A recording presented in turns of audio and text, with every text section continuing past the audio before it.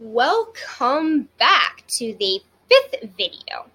This one will not have a written post. However, if you do want a written post about this as like a shorter type version, I will be more than happy to write one for you. So this video, I will be talking about Druids and Celtic Magic. Again, I say Celtic, and then I also say not Celtic, but like Celts. I don't really know the correct term because I've heard it both ways, tomato, tomato, and I prefer to say Celtic. So sorry if that annoys people who are Celtic. That's just how I like to say it. For me, it sounds more prettier. But anyway, let's dive right in. So what is the difference between the two? The Celtics, are an ethno-linguistic group of tribes who originated in Central Europe and migrated to several places on the continent and throughout the British Isle. The Druids were the Celtic spiritual and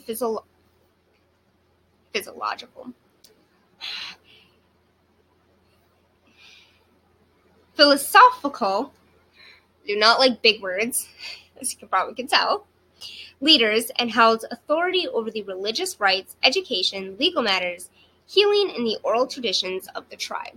So if you're in a coven, you would know that in today's more modern pagan traditions, we have something like this, that the coven members would be like the Celtics, and the people who hold the high authority would be the Druids, so that would be your high priest or your high priestess.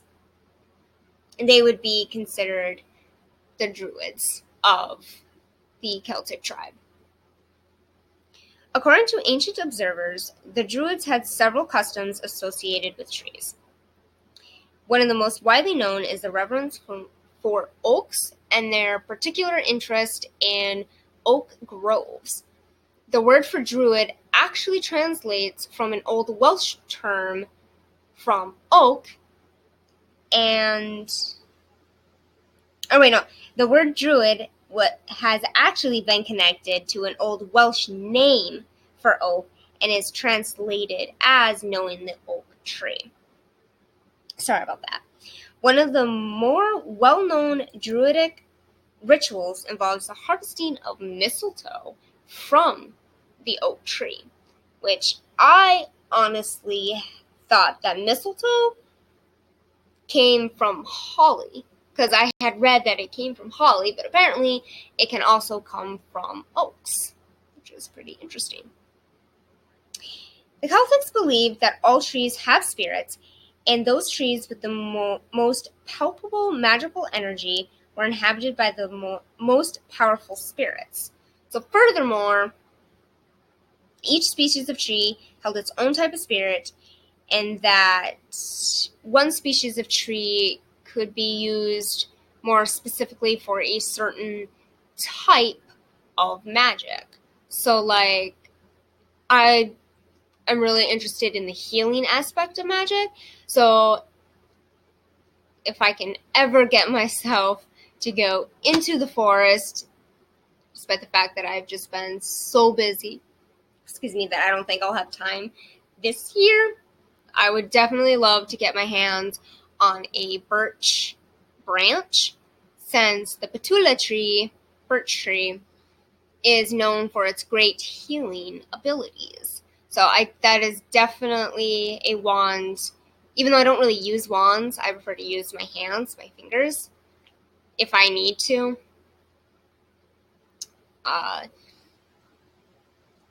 If I do any kind of healing spells in the future, I would prefer to do it with a birch wand. So the most common of trees that have like extremely powerful magical purposes is the rowan, hazel, yew, aspen, birch, and the apple tree. Surprisingly, not the oak. But the Druids used actual trees in a variety of divination methods. In one, the future was divined from the appearance of the roots of the trees. In another, branches were fashioned into omen sticks. And sadly, the chapter did not say how that was possible, because even I was a bit confused of how you can tell the future by looking at the roots of the trees, or how to use branches as omen sticks. So I guess that's something that would be like a side research type of thing, but I will not go into that. That's something that if you're interested, that you should look up yourself. So, about wands, they were clearly a great significance to the Druids, who carried them in part as a signifier of their position within the Celtic society. So based on this, it makes me believe that Celtic witches or pagans who weren't Druids kind of weren't allowed to have wands, that wands and staffs and all those were meant for those with higher standing, higher privilege, kind of like the old noble and serfs. That serfs were pretty much the servants, and the nobles pretty much had all these awesome stuff. Fresh water and whatever. The newest carriage, whatever they had back in the day. That's what this makes me believe. Wands were also used just like us pagans do today, directing energy towards a desired result. In the myths, wands were used to turn a person or a deity into an animal.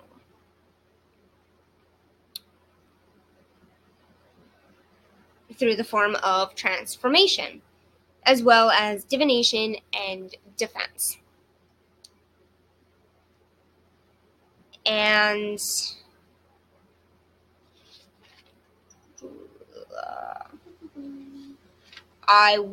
this next little small paragraph, I will not get into it, but I will tell you a little bit about the Celtic tree calendar. I believe the book gets more into that into the second part, but just a brief little introduction to it is that there was a Celtic scholar named Graves. I don't believe the book gave a first name, it just said Graves.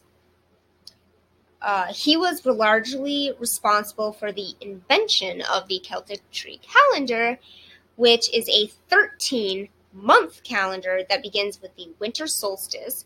It has 28 days per month. Each month is named for a tree, beginning with birch and ending with elder. So today, I don't actually follow the Celtic tree calendar. I follow the normal calendar of the 12 months. But there are some people who still follow the original calendar that a ton of people believed back then, before it became more modernized. I don't know by who, but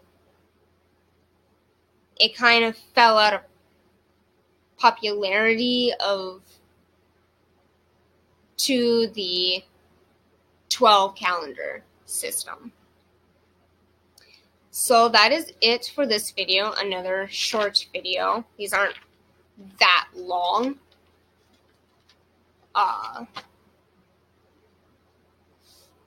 Since a lot of it is, I guess, uninteresting type. It's information that even I would snore at.